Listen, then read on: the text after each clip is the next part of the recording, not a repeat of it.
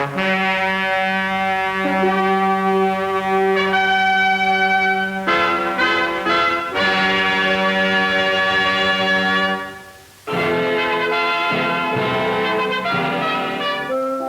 O. Henry Playhouse presents Two Thanksgiving Day Gentlemen.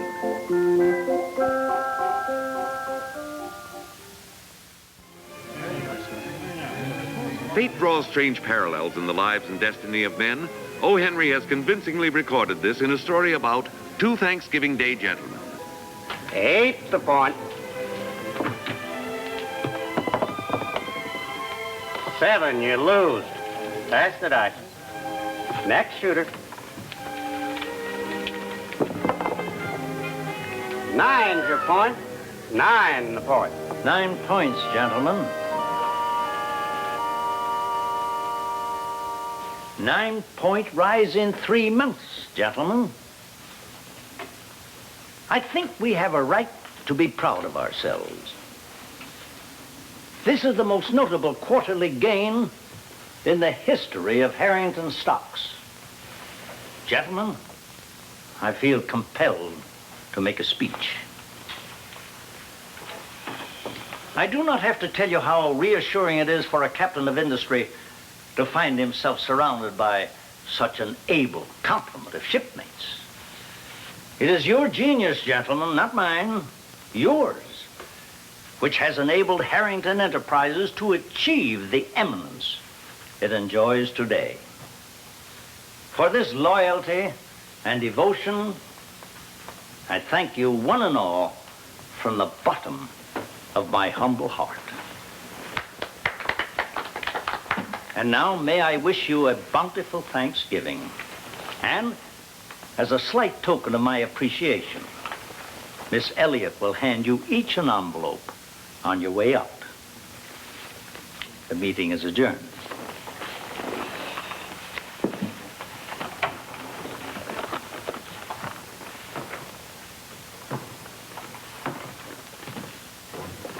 Well, what do you think, Edgar?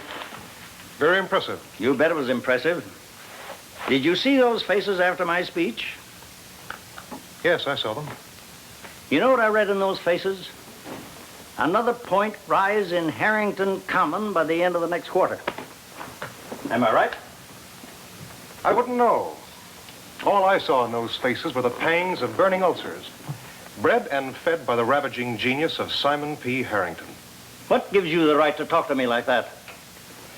Another job, Simon. I'm going over to Consolidated. The job pays $60 a week less, but I expect to love every minute of it.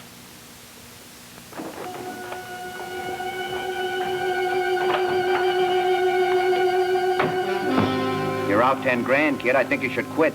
I don't pay you to think. Is that clear? Yeah, a lot of things are clear. Come on, roll the dice.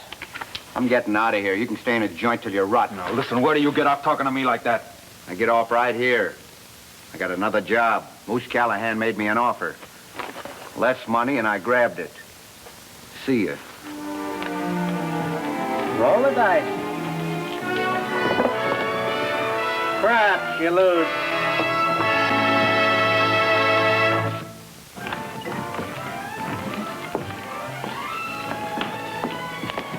Not many people around this afternoon, are there? No, it's getting cooler.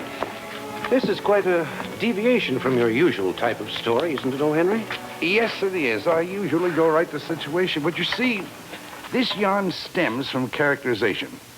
And I thought the reader should follow the character development right from the beginning. That's sound.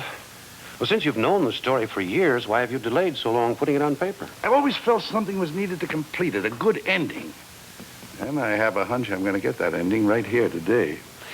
Well, let's get on with the story. I'm expected for Thanksgiving dinner at 5 o'clock. Oh, I'm pleased to hear that, Colonel. Dining alone on Thanksgiving isn't very pleasant.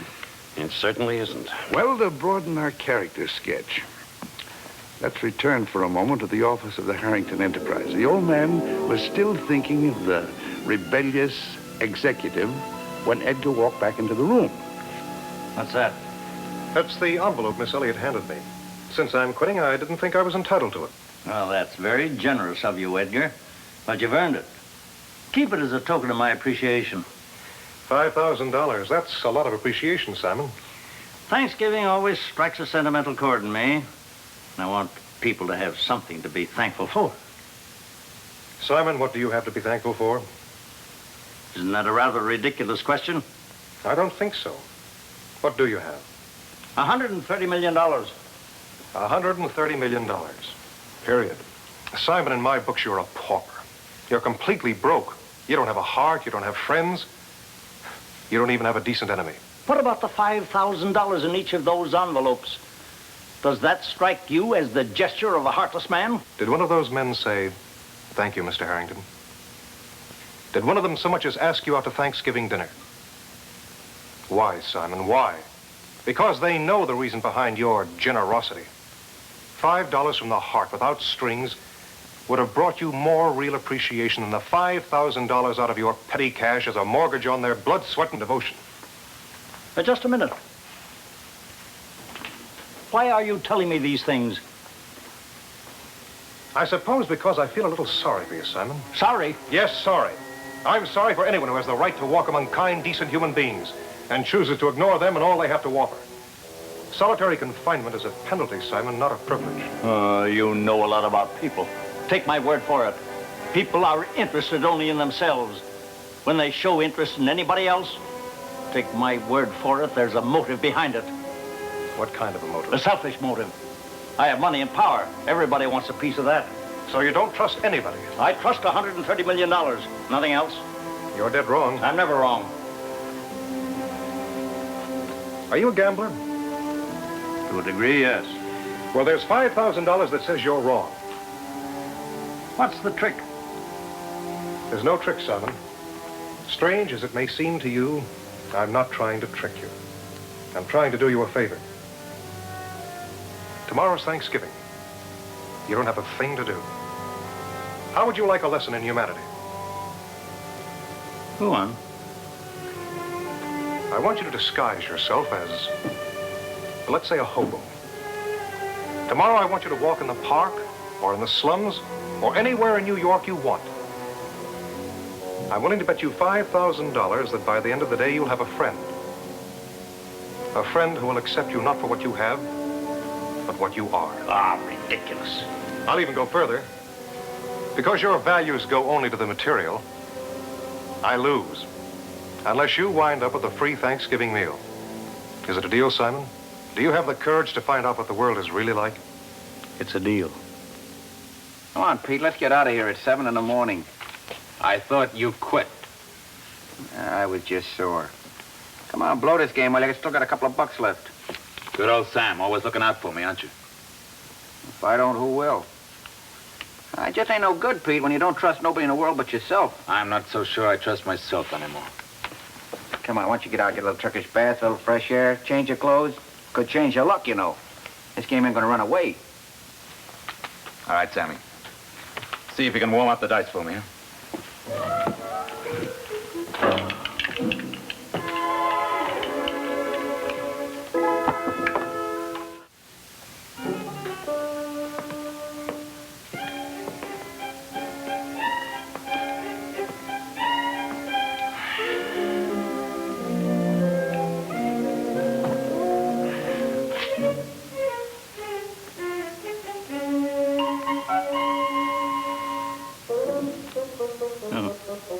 Nice day.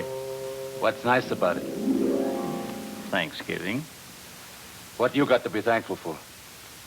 I'm alive. That's subject to debate. What do you mean by that? How can you be alive when you're broke? Oh, then you think money is important? Are you kidding? It's the only thing there is. Well, what about friendship, peace of mind, humanity? Buddy, let me give you a little piece of advice. $1 in your pocket will buy you all the friendship and peace of mind you need. And as for humanity, that's great until you got the $1. But after you got it, look out. Once your back is turned, humanity will be waiting right behind you, waiting there to pick your pockets.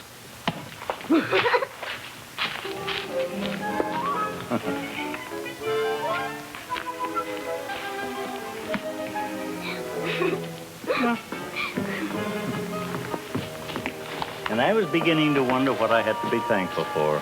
I must say I agree with your kind of thinking. To thine own self be true, and let the rest of the world go scratch for itself.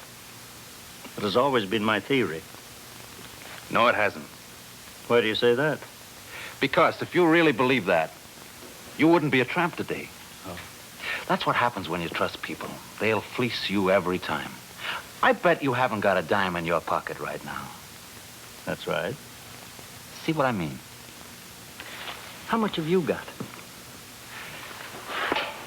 Last night I had $10,000. And today? $5. Well, if you'll excuse me, I'll return to my reading.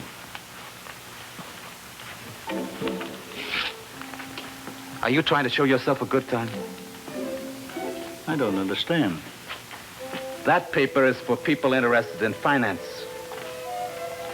When do you expect to be somebody like that? Listen, last night you had $10,000. Today I have nothing. Today I have nothing. Tonight I may have $10,000. And you are talking through your hat.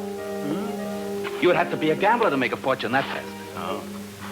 Are you a gambler? I sure am, and a darn good one, too. I'll bet. 10,000 down the drain in one night. And you call me a tramp. I don't like cracks, do you understand? Oh, perfectly. They don't come any better than I can. It's just that I've hit a streak of bad luck and I can't break it. Bad luck, nothing else. I still say you're a rotten gambler. Luck is only a part of it. It's knowing when to quit that counts. Maybe you're right. Maybe I quit too soon. Come on, I've still got $5. Oh, no thanks. Count me out. All right. Anyway, this being Thanksgiving, the least I can do is use that $5 to buy you a meal. Oh, no. No. Maybe you did quit too soon. You think so? I'm sure of it. Come on, then. We'll see if you're right.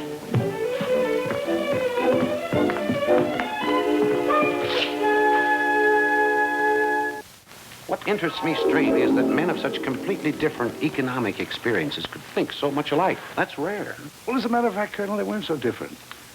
Each was a man of conviction, dedicated to his profession, and each depended upon an element of invention and chance. No, as a matter of fact, they weren't so different.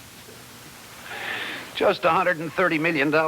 By most standards, that would be considered quite a separation. Yes, even I have to grant you that. I'm afraid your man isn't going to show up today after all. Let's give him a little while longer, shall we? Gladly. I'm enjoying myself. I never before realized the advantages of an open-air office. You're liable to make a commercial vagrant out of me. Tell me, O. Henry, what happened after they left the park? Well, Pete gambled and won. It was the beginning of a fantastic streak of luck.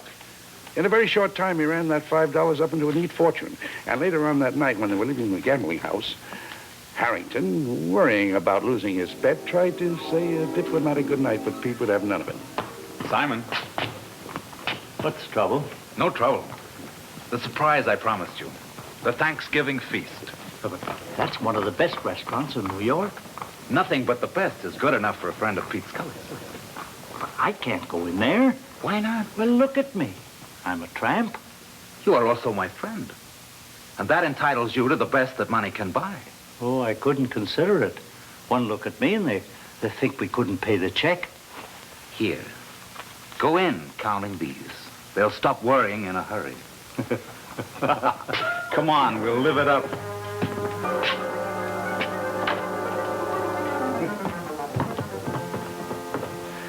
Harrington couldn't remember the last time he enjoyed a meal that much. True, he had lost his bet, and true, $5,000 was a pretty fair tab for a Thanksgiving Day dinner. But Harrington didn't mind.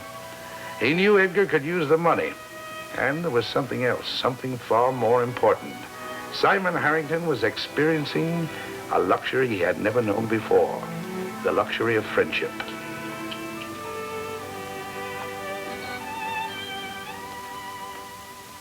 After that, we sat and chatted for hours.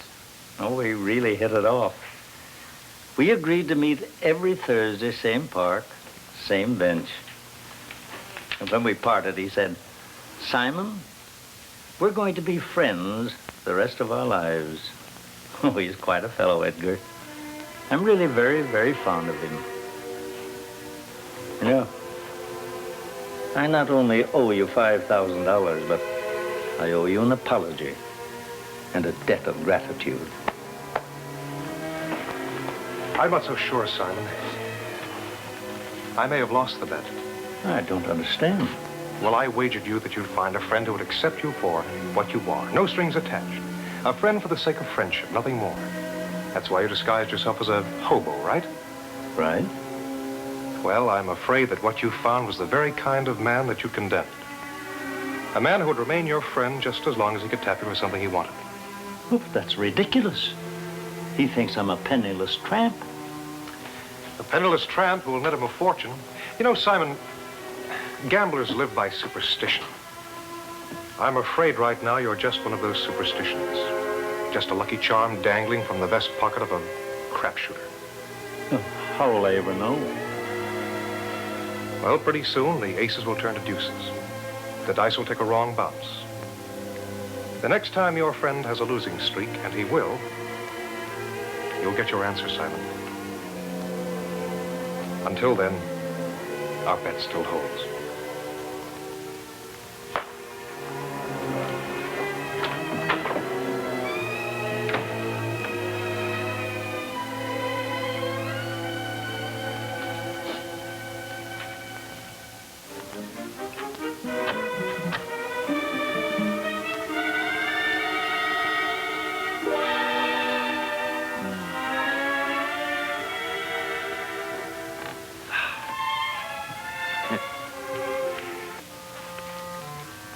Say, I've got to be going. Simon, I don't want to embarrass you, but I thought a few dollars might come in handy. Oh, thanks, Pete. Right now, I don't need them. If I do, I'll let you know. I take it your luck is holding? Simon, it is unbelievable. Why, I can't make a wrong move. Inside straights, full houses, 4s and 6s the hard way. Anything I touch turns to gold. Well, how do you explain this, Pete? I mean, the suddenness with which your luck changed. Maybe you're my good luck charm, Simon. Like Sam always says, I better never lose you. And what do you say, Pete? Just that my good luck keeps going. Well, I'll see you next Thursday, huh? And don't forget, you need a few iron men, just holler. So it went. Week after week, month after month. Never a Thursday that these two didn't meet.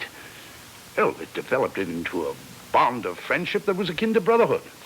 It's a wonderful thing when a man of Harrington's age can find something to make life so precious, especially after it had eluded him for all those years. Yes, it is. You know, even his business associates noticed something new and wonderful in the old gent. But there was one thing that continued to threaten Harrington's peace of mind. Pete was still winning. Winter, spring, summer passed, each filled with golden Thursdays for Harrington. Then Thanksgiving came round again, and true to his word, Pete treated his friend to a sumptuous Thanksgiving feast. Pete, you haven't eaten a thing. Simon, take my advice. Don't ever become a gambler. These ulcers can kill you. Well, couldn't you cheat a little on such a big holiday? I never cheated in my life, Simon. Why should I start with myself? Pete, you'll never know how much this year of friendship with you has meant to me. Forget it. Being a friend of yours almost made me enough money to retire.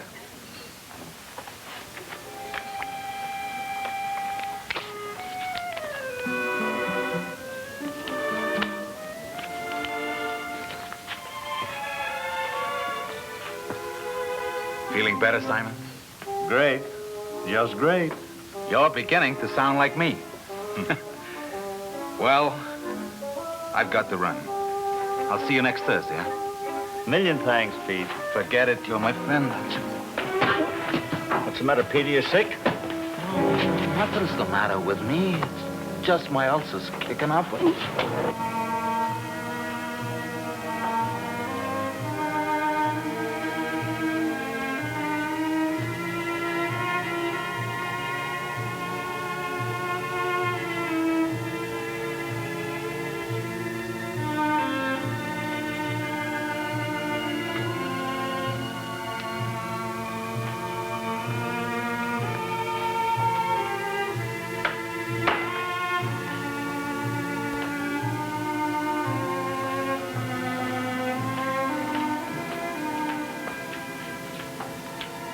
He's dead. I can't believe it. I can't believe it. He was so cheerful. Yeah, he was cheerful. He was cheerful when he was with you, because you're his pal. Oh, why didn't he tell me he was sick? Maybe I could have helped. Pete wasn't that kind of a guy. He never complained. All he was worried about was that you'd get that big Thanksgiving dinner. Seems like that's all he talked about for the past few days, how he's going to get you that big feed. Funny guy. Doc says he died of malnutrition or something. I don't think the guy's eaten for weeks. Hadn't eaten for weeks. But I thought he was doing so well. Talk, that's all talk. Luck started downhill a few months ago and just kept backsliding till finally broke him. And he never let me know his last meal. And he gave it to me. Why? Pete was the kind of guy who always kept a promise, that's why. And you know, you're going to have a big Thanksgiving dinner every year of your life. Before he died, I gave him my word. Don't forget him, Simon. You were his friend. He loved you. I think he loved me, too. See you next Thanksgiving.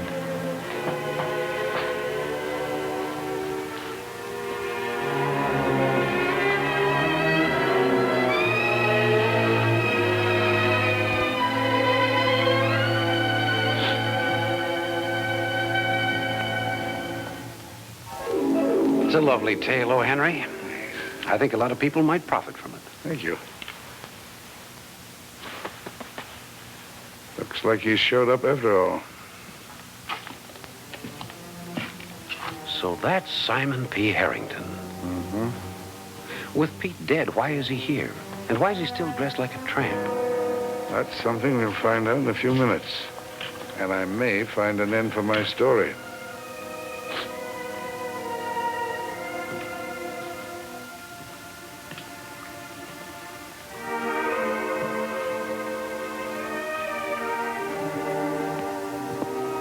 Hello, Simon.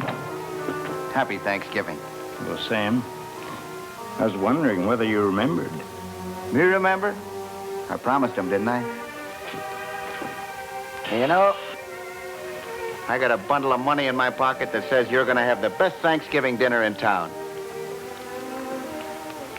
Simon, did Pete ever talk to you about anybody else beside me? Well, how do you mean, Sam? Well, you know, we was pretty good friends, right? Right. Did he ever mention any other friend? No. Why do you ask? Well, they just opened a new place over on Franklin Street where the poor can get 3 squares a day for free.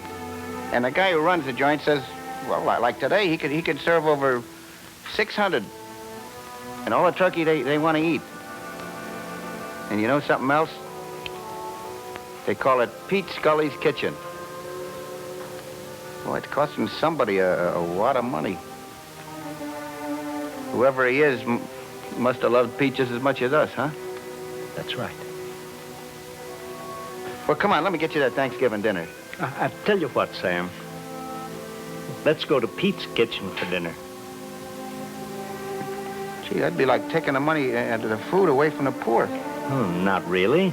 Besides, you could leave a donation equal to what the dinner would have cost in another restaurant.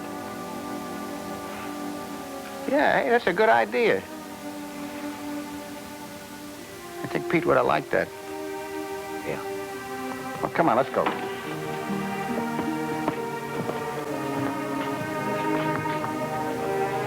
Looks like you got your ending. That's right. I had a hunch Harrington would find a way to show his gratitude for the friendship Pete felt for him. And I must say, I think a free kitchen was an excellent choice. Well, now just time to get home for dinner. By the way, would you like to partake of our Thanksgiving turkey? Thanks a lot, Colonel. But I'm having dinner at Pete Scully's free kitchen. I understand. Well, happy Thanksgiving, O. Henry. Happy Thanksgiving, Colonel.